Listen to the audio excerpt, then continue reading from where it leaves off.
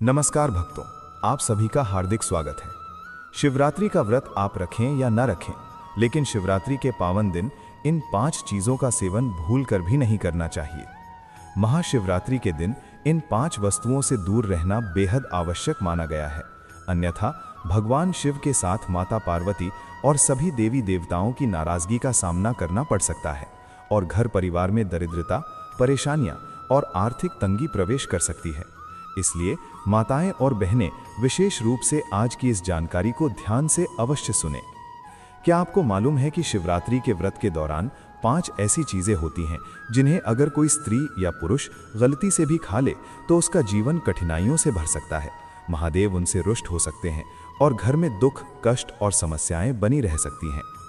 भक्तों, यदि आप भी अनजाने में ऐसी गलतियां करते आ रहे हैं तो आज ही सावधान हो जाएं, ताकि इस शिवरात्रि पर आप सच्चे मन से पूजा करके महादेव का विशेष आशीर्वाद प्राप्त कर सकें।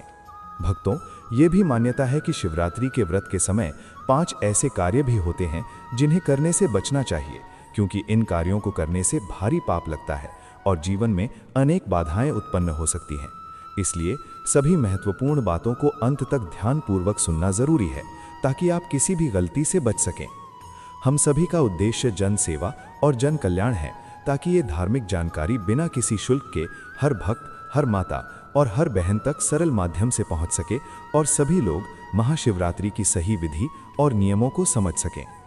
भक्तों, वर्ष 2026 की आने वाली शिवरात्रि अत्यंत विशेष और महत्वपूर्ण मानी जा रही है। आप सभी से निवेदन है कि 15 फरवरी 2026 की तिथि को अपने कैलेंडर में अभी से चिन्हित कर लें, क्योंकि ये महाशिवरात्रि सामान्य नहीं बल्कि विशेष योगों और ग्रह नक्षत्रों के दुर्लभ संयोग के कारण अत्यंत शुभ मानी जा रही है, जो बहुत लंबे समय बाद बन रहा है। लेकिन यदि आप ये सोच रहे हैं कि केवल मंदिर जाकर जल अर्पित कर देने से ही सब कुछ ठीक हो जाएगा, तो ये आपकी सबसे बड़ी भूल हो सकती है, क्योंकि शिवरात्रि के दिन सही नियम, आचरण और संयम का पालन करना भी उतना ही आवश्यक माना गया है। शिव पुराण की रुद्र संहिता में उल्लेख मिलता है कि महाशिवरात्रि के पावन दिन यदि आपके घर की रसोई में ये 3 खास सब्जियां गलती से भी पक जाएं या काट दी जाएं, तो ये केवल एक सामान्य भूल नहीं मानी जाती, बल्कि माना जाता है कि इससे घर में नकारात्मक प्रभाव शुरू हो सकते हैं और परिवार पर संकट के बादल मंडराने लगते हैं। जी हाँ, ये सुनकर आपको आश्चर्य जरूर होगा, लेकिन मान्यता है कि आर्थिक परेशानियां इतनी धीरे धीरे घर में प्रवेश करती हैं कि व्यक्ति समझ ही नहीं पाता कि धन आ कहां से रहा है और जा कहां रहा है। आज की इस जानकारी में हम आपको उन 3 ऐसी सब्जियों के बारे में बताने वाले हैं जिन्हें इस महाशिवरात्रि पर अशुभ और त्याज्य माना गया है। और खास बात यह है कि तीसरी सब्जी तो लगभग हर भारतीय घर की रसोई में रोजाना बनती है और वही आपकी सबसे बड़ी गलती बन सकती है। तो क्या आप तैयार हैं उस सच को जानने के लिए जो आपको और आपके परिवार को आने वाले संभावित संकटों से बचा सकता है? इस जानकारी को बीच में छोड़ने की भूल बिल्कुल मत करना, क्योंकि यहाँ चर्चा केवल व्रत तक सीमित नहीं है, बल्कि आपके घर की खुशहाली, शांति और समृद्धि से जुड़ी हुई है। अब सबसे पहले ये समझ लेते हैं कि 15 फरवरी 2026 की महाशिवरात्रि इतनी विशेष क्यों मानी जा रही है।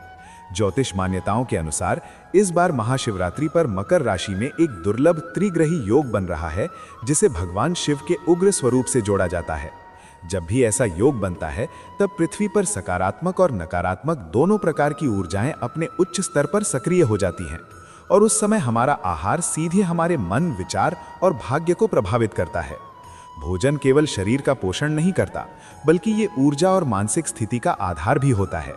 जैसा अन्न वैसा मन, ये कहावत आपने अवश्य सुनी होगी और महाशिवरात्रि के दिन ये एक महत्वपूर्ण नियम के रूप में मानी जाती है। अब आपके मन में ये प्रश्न आ सकता है कि सब्जियां तो प्रकृति की देन है, फिर उन्हें अशुभ कैसे माना जा सकता है? तो आयुर्वेद और कुछ धार्मिक मान्यताओं के अनुसार कुछ सब्जियां तामसिक गुणों से युक्त मानी जाती हैं, जबकि भगवान शिव को सात्विकता प्रिय मानी जाती है। इस दिन वातावरण में शिव तत्व की प्रधानता रहती है और यदि कोई व्यक्ति तामसिक भोजन बनाता या खाता है तो माना जाता है कि वो उस दिव्य ऊर्जा के प्रवाह को अपने घर में आने से रोक देता है। ठीक वैसे ही जैसे जलती अग्नि में घी डालने की जगह पानी डाल दिया जाए। अब बात करते हैं पहली सब्जी की, जिसे सुनकर शायद आपको आश्चर्य हो, लेकिन परंपराओं में इसे महाशिवरात्रि के दिन घर में लाना भी कई लोग वर्जित मानते हैं, और वो सब्जी है बैंगन। जी हाँ, बैंगन के बारे में कई धार्मिक मान्यताओं में विशेष तिथियों और कार्तिक मास के दौरान इसे खाने से बचने की सलाह दी जाती है। लेकिन महाशिवरात्रि के दिन कई परंपराओं में इसे छूने तक से बचने की सलाह दी जाती है। क्या आपने कभी सोचा है कि इसके पीछे क्या वजह बताई जाती है? मान्यता है कि इसके पीछे आध्यात्मिक और तर्क आधारित दोनों प्रकार के कारण बताए जाते हैं। आध्यात्मिक दृष्टि से कुछ लोग बैंगन को अशुद्ध प्रवृत्ति वाली सब्जी मानते हैं। पुरानी धारणाओं के अनुसार इसमें अत्यधिक बीज होते हैं और इसे मन की अस्थिरता तथा इंद्रिय आकर्षण बढ़ाने वाला माना जाता है। जबकि शिवरात्रि की रात को साधना, संयम और आत्मनियंत्रण की रात कहा जाता है, जिसमें व्यक्ति को अपने मन को शांत और स्थिर रखने की कोशिश करनी चाहिए ताकि वो शिव तत्व के करीब आ सके। मान्यता ये भी है कि यदि इस दिन बैंगन से बनी सब्जी या भरता तैयार किया जाए तो घर के लोगों के स्वभाव में चिड़चिड़ापन और गुस्सा बढ़ सकता है। छोटी छोटी बातों पर विवाद हो सकते हैं और जहां अशांति बढ़ती है वहां सुख और समृद्धि टिक नहीं पाती। कुछ लोग तर्क देते हैं कि इस मौसम में बैंगन में कीड़े लगने की संभावना अधिक रहती है और शिवरात्रि जैसे पवित्र दिन पर शुद्ध और साफ भोजन करने पर जोर दिया जाता है। यदि गलती से भी अशुद्ध भोजन ग्रहण हो जाए तो कई लोग मानते हैं कि व्रत और पूजा का प्रभाव कम हो सकता है। इसलिए कुछ लोग ये संकल्प लेते हैं कि 15 फरवरी को सब्जी खरीदते समय बैंगन से दूरी बनाए रखेंगे। अब बात करते हैं दूसरी सब्जी की, जिसे कुछ मान्यताओं में बैंगन से भी ज्यादा प्रभावशाली और सावधानी योग्य माना गया है। कहा जाता है कि इसका संबंध शनि और राहु जैसे ग्रहों की ऊर्जाओं से जोड़ा जाता है और शिव पूजा के दौरान इसे नकारात्मक प्रभाव देने वाला माना जाता है। ये सब्जी है मूली। कई लोगों को ये सुनकर आश्चर्य हो सकता है क्योंकि सामान्य दिनों में मूली को सलाद के रूप में स्वास्थ्यवर्धक माना जाता है, लेकिन यहाँ चर्चा स्वास्थ्य नहीं बल्कि ऊर्जा और वातावरण की धारणा पर आधारित मानी जाती है। मूली को तेज गंध वाली सब्जी कहा जाता है और कुछ शास्त्रीय मान्यताओं में तीव्र गंध वाले भोजन को भारी प्रवृत्ति वाला बताया गया है। महाशिवरात्रि की रात को कुछ लोग काल रात्रि भी कहते हैं और मानते हैं कि इस समय वातावरण में विभिन्न प्रकार की ऊर्जाएं सक्रिय रहती हैं। कहा जाता है कि जब घर में मूली काटी या पकाई जाती है तो उसकी तेज गंध से वातावरण भारी महसूस हो सकता है और सकारात्मक ऊर्जा का प्रवाह कम हो सकता है। कुछ मान्यताओं में बताया जाता है कि शिव पूजा में शीतल और शांत प्रकृति की चीजें जैसे दूध, दही और चंदन अर्पित किए जाते हैं, जबकि मूली की तासीर और गंध को उग्र बताया गया है। इसलिए कुछ लोग इस दिन मूली से बने पराठे या सब्जी से दूरी बनाते हैं और मानते हैं कि ऐसा करने से वे नकारात्मक प्रभावों से बच सकते हैं। ऐसी धारणाएं भी सुनने को मिलती हैं कि इस दिन मूली खाने से व्यक्ति के निर्णय लेने की क्षमता प्रभावित हो सकती है और वो जल्दबाजी में ऐसे फैसले ले सकता है जिनका पछतावा लंबे समय तक करना पड़ सकता है। क्या आप चाहेंगे कि आपकी एक छोटी सी लापरवाही पूरे साल की मेहनत पर भारी पड़ जाए? बिल्कुल नहीं ना। इसलिए तीसरी और सबसे महत्वपूर्ण सब्जी के बारे में बताने से पहले, जिसे कई मान्यताओं में घर में दरिद्रता लाने वाली कहा गया है, एक जरूरी बात समझ लेना बेहद आवश्यक है।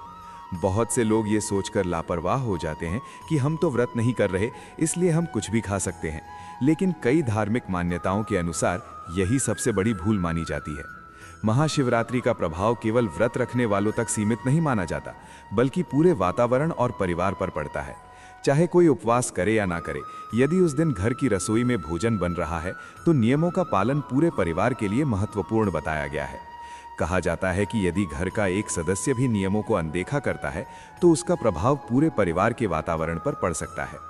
अब समय आ गया है उस तीसरी सब्जी के बारे में जानने का, जिसके बिना कई लोगों को भोजन अधूरा लगता है, लेकिन महाशिवरात्रि के दिन इसे कुछ लोग अत्यंत अशुभ मानते हैं, और वो है प्याज और लहसुन।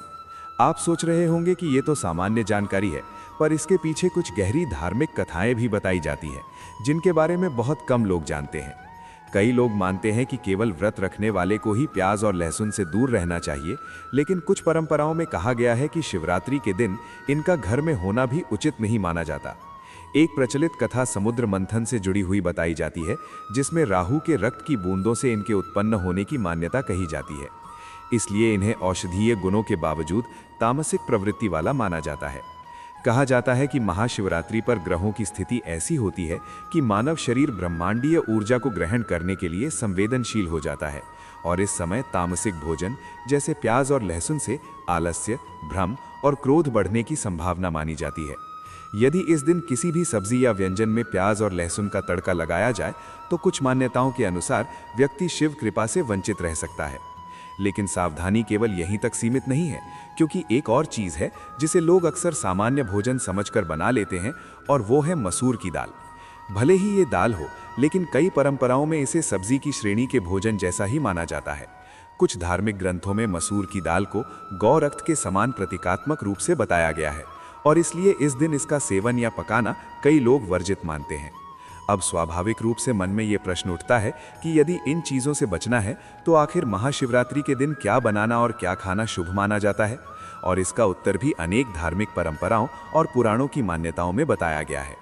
15 फरवरी 2026 की महाशिवरात्रि के दिन आप लौकी की सब्जी बना सकते हैं, क्योंकि कई परंपराओं में लौकी को अत्यंत शुद्ध और सात्विक भोजन माना गया है।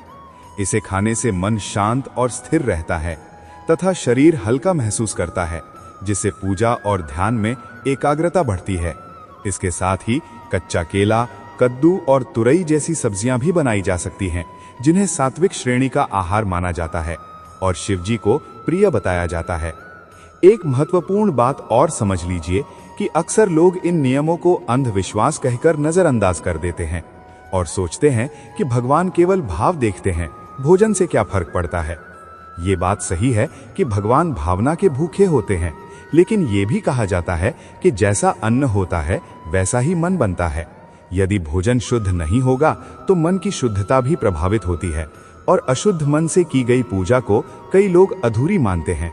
15 फरवरी का दिन कई लोगों के लिए एक ऐसा अवसर माना जाता है जब व्यक्ति अपने पुराने दोषों को छोड़कर नई शुरुआत कर सकता है। कहा जाता है कि उस दिन ब्रह्मांडीय ऊर्जा विशेष रूप से सक्रिय रहती है और यदि व्यक्ति थोड़ा संयम रखे तथा अपने स्वाद पर नियंत्रण करे तो महादेव की कृपा प्राप्त कर सकता है। कल्पना कीजिए उस रात की जब हर ओर शिव भक्ति का वातावरण होगा, मंदिरों में घंटियों की ध्वनि गूंज रही होगी, अगरबत्ती की सुगंध हवा में फैल रही होगी और आपके घर में भी सात्विक भोजन की महक होगी। जब आप शुद्ध मन और शरीर से भगवान शिव के सामने हाथ जोड़ेंगे तो आपको भीतर एक सकारात्मक शक्ति का अनुभव होगा जो आपको सुरक्षित और शांत महसूस कराएगी। लेकिन यदि उसी समय घर में प्याज लहसुन की गंध फैली हो या बैंगन जैसी तामसिक मानी जाने वाली चीजें पक रही हों, तो कई मान्यताओं के अनुसार सात्विकता में बाधा आ सकती है और नकारात्मक ऊर्जा आकर्षित हो सकती है। इसके परिणाम स्वरूप लोग मानते हैं कि घर में तनाव, बीमारियां, आर्थिक रुकावटें, बच्चों का पढ़ाई में मन न लगना और पति पत्नी के बीच मतभेद जैसी समस्याएं बढ़ सकती हैं। इसलिए निवेदन है कि 15 फरवरी 2026 को कम से कम एक प्रयोग के रूप में ही सही इन नियमों का पालन करने का प्रयास करें। अपने घर की महिलाओं, माताओं और बहनों को पहले से बता दें कि उस दिन बाजार से बैंगन, मूली, प्याज, लहसुन और मसूर की दाल न खरीदें। एक दिन पहले ही रसोई की अच्छी तरह सफाई कर लें और गंगा जल छिड़ककर उसे पवित्र मानकर तैयार करें, क्योंकि रसोई को घर का मुख्य केंद्र माना जाता है और यदि रसोई शुद्ध रहे तो पूरा घर सकारात्मक ऊर्जा से भरा हुआ महसूस होता है। इस वीडियो को तैयार करने का उद्देश्य किसी को डराना नहीं, बल्कि सही जानकारी देकर जागरूक करना है, ताकि लोग समझदारी से निर्णय ले सकें। हमारे प्राचीन ऋषि मुनियों ने जो नियम बनाए थे उनके पीछे गहरा अनुभव और तर्क छिपा हुआ था। उन्हें पता था कि ग्रहों की गति और प्रकृति का मनुष्य के शरीर और मानसिक स्थिति पर क्या प्रभाव पड़ता है। वे ये भी जानते थे कि किस दिन कौन सा भोजन हमारे लिए हानिकारक साबित हो सकता है और कौन सा आहार लाभकारी बन सकता है।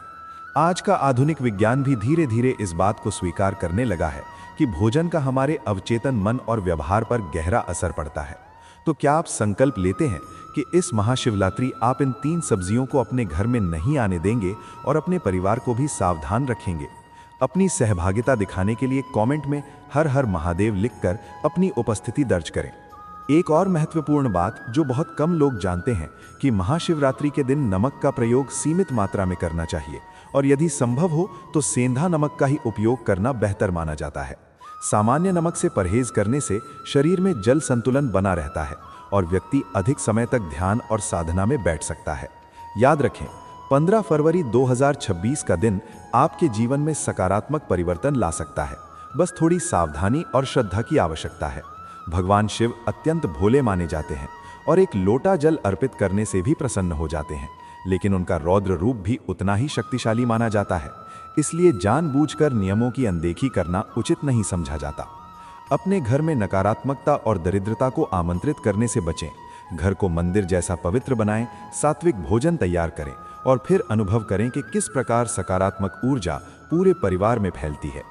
अंत में एक बार फिर याद दिला दें कि बैंगन नहीं, मूली नहीं और प्याज लहसुन से दूरी बनाए रखें और इन चीज़ों को उस दिन अपनी थाली से अलग रखें। भगवान शिव को सफ़ेद फूल अर्पित करना पवित्रता और निर्मल प्रेम का प्रतीक माना जाता है। विशेष रूप से आक या मदार के सफ़ेद फूल को शिव शक्ति और आध्यात्मिकता का संकेत कहा जाता है। शिवलिंग पर सफ़ेद फूल चढ़ाने से भक्ति में वृद्धि होती है और पूजा की पूर्णता मानी जाती है, जिससे भोलेनाथ की कृपा प्राप्त होने की मान्यता है। साथ ही महाशिवरात्रि के दिन शिवलिंग का पंचामृत से अभिषेक अत्यंत श्रेष्ठ बताया गया है, जिसमें दूध, दही, घी, शहद और शक्कर का मिश्रण उपयोग किया जाता है। पंचामृत से अभिषेक करने से जीवन के 5 तत्वों का संतुलन माना जाता है और ये पूजा की पूर्णता का प्रतीक समझा जाता है, क्योंकि इसमें पृथ्वी, जल, अग्नि, वायु और आकाश का प्रतिनिधित्व निहित माना जाता है। शिव पूजा के विभिन्न अभिषेकों में पंचामृत अभिषेक को अत्यंत श्रेष्ठ और शुभ बताया गया है। महाशिवरात्रि के पावन दिन शिवलिंग का पंचामृत से अभिषेक करने से जीवन में संतुलन, सुख, समृद्धि और भगवान शिव की विशेष कृपा प्राप्त होने की मान्यता बताई जाती है। ऐसा भी कहा जाता है कि इस विधि से ब्रह्मा, विष्णु और महेश तीनों देवों का आशीर्वाद व्रत रखने वाले स्त्री और पुरुष को प्राप्त होता है। इसलिए पंचामृत अभिषेक को अत्यंत श्रेष्ठ माना गया है। महाशिवरात्रि के अवसर पर शिवलिंग पर गन्ने का रस अर्पित करना भी शुभ माना जाता है, क्योंकि इसे मिठास, सौभाग्य और समृद्धि का प्रतीक बताया जाता है। मान्यता है कि गन्ने का रस अर्पित करने से माता लक्ष्मी की कृपा प्राप्त होती है, क्योंकि उन्हें मीठा और शुभ पदार्थ प्रिय माना जाता है। जो भक्त इस दिन श्रद्धा से शिवलिंग पर गन्ने का रस चढ़ाते हैं, उन्हें माता लक्ष्मी के साथ साथ भगवान कुबेर का आशीर्वाद भी मिलता है और घर में धन की कमी नहीं रहती, समृद्धि का प्रवाह बना रहता है। कहा जाता है कि गन्ने के रस से अभिषेक करने से आर्थिक स्थिति में सुधार, व्यापार में उन्नति और आय में वृद्धि के योग बनते हैं। अब हम आपको एक अंतिम ऐसी वस्तु के बारे में बताते हैं जिसे महाशिवरात्रि के दिन शिवलिंग पर चढ़ाने से जन्मों जन्मांतर के पापों के नष्ट होने की मान्यता कही जाती है, और वो है काले तिल। काले तिल से शिवलिंग का अभिषेक करने या उन्हें अर्पित करने से पुराने कर्मों के दोष कम होने की बात कही जाती है। प्राचीन कथाओं में उल्लेख मिलता है कि कठिन समय में भी काले तिल से शिव अभिषेक करके कई लोगों ने अपने पापों से मुक्ति और भोलेनाथ का आशीर्वाद प्राप्त किया था। काले तिल का अभिषेक पितृदोष से मुक्ति, आत्मा की शुद्धि और घर में मौजूद नकारात्मक दोषों के निवारण से भी जोड़ा जाता है। जब भी महाशिवरात्रि के दिन आप इन पवित्र वस्तुओं से शिवलिंग का अभिषेक करें तो साथ में मंत्रों का उच्चारण अवश्य करें, क्योंकि मंत्र जाप से भगवान शिव शीघ्र प्रसन्न होते हैं और साधक पर अपनी कृपा बनाए रखते हैं। आप ओम नमः शिवाय मंत्र का जाप करते हुए अभिषेक करें और साथ ही भगवान शिव के प्रिय महामृत्युंजय मंत्र ओम त्र्यंबकम यजामहि सुगंधिम पुष्टिवर्धनम उर्वारुकमिव बंधनान मृत्योर्मुक्षीय मामृतात् का 11 या 108 बार जाप करें। मंत्रों के सही उच्चारण और श्रद्धा से आपकी पूजा पूर्ण मानी जाती है। अब आगे हम ये भी समझेंगे कि महाशिवरात्रि व्रत रखने वाली महिला या पुरुष को व्रत के दौरान किन चीज़ों का सेवन करना चाहिए और किन से परहेज रखना चाहिए, ताकि वे अनजाने में होने वाली गलतियों से बच सकें और व्रत का पूर्ण लाभ प्राप्त कर सकें। महाशिवरात्रि का व्रत भगवान शिव को समर्पित एक अत्यंत पवित्र और आध्यात्मिक व्रत माना जाता है, जिसे इस वर्ष 15 फरवरी की महाशिवरात्रि पर रखा जाएगा।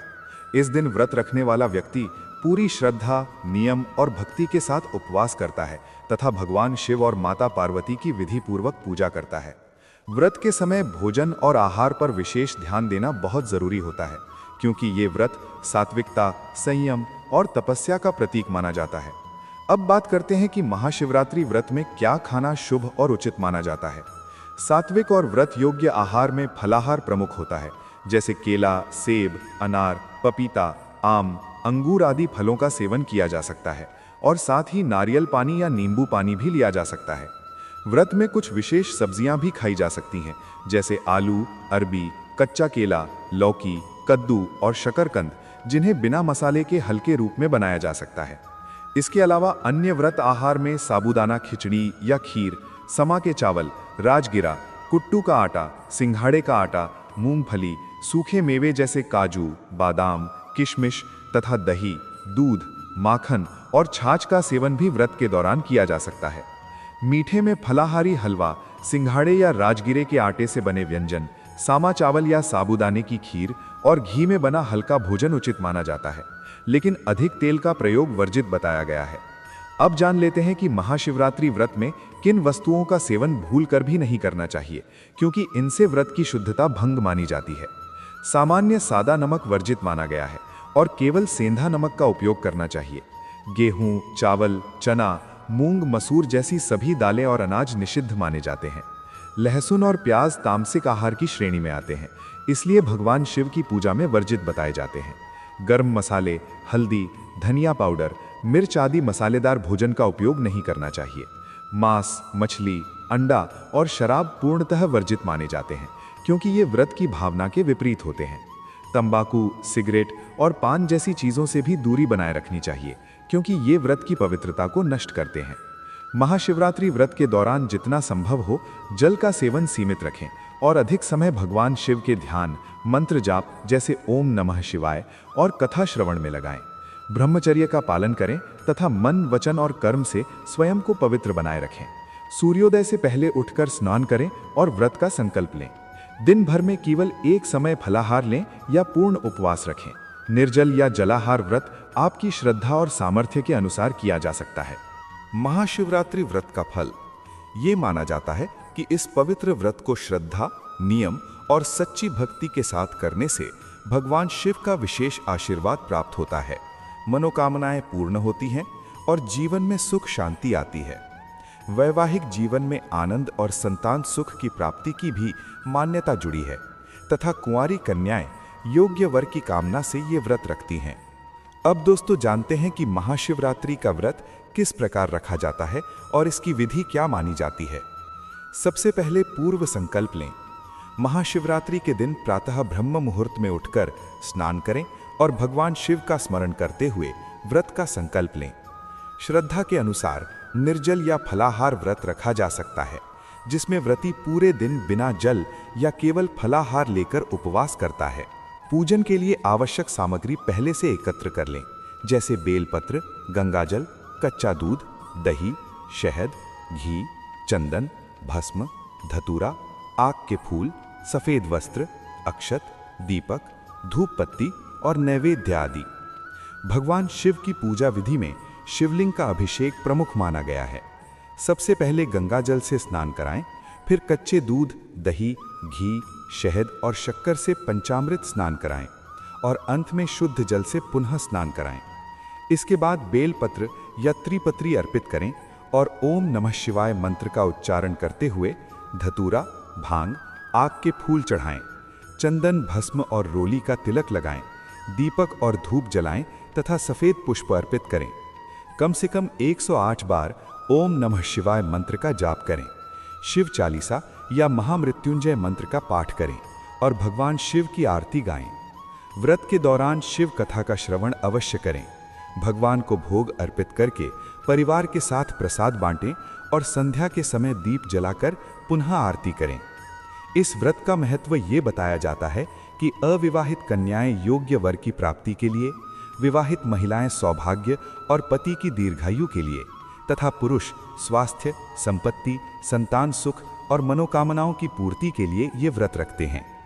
अंत में यदि ये जानकारी आपको अच्छी लगी हो तो वीडियो को लाइक करें और श्रद्धा भाव से कमेंट में ओम नमः शिवाय, हर हर महादेव लिखकर अपनी उपस्थिति दर्ज करें, ताकि भगवान शिव की कृपा आप और आपके परिवार पर बनी रहे।